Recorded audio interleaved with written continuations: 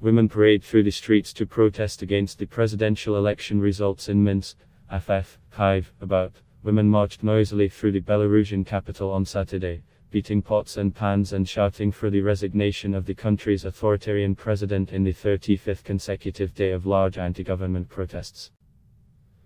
Many carried portraits of Maria Kolesnikova, a leader of the Opposition Coordination Council that is seeking a new election for the ex-Soviet nation of 9.5 million people. She was jailed this week after police tried to force her out of the country.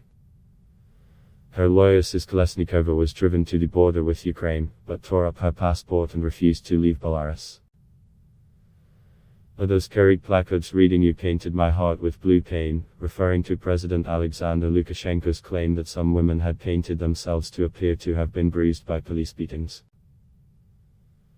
Lukashenko refuses to meet with the council, and most of its leaders have been detained or have left the country. The protests began August 9 after a presidential election that officials say handed Lukashenko a sixth term in office with 80% support.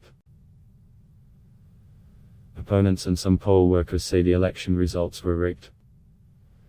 Some protesters have displayed bruises from a violent police crackdown in the days after the election. When over, protesters were detained.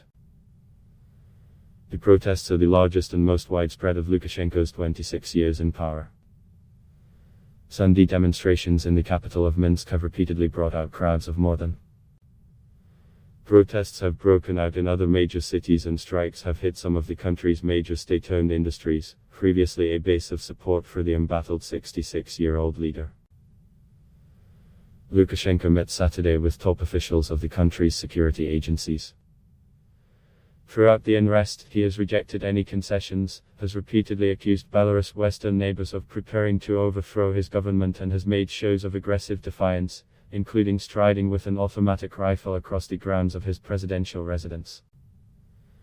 As the protests persist, questions loom about possible action by Russia to prop up his regime.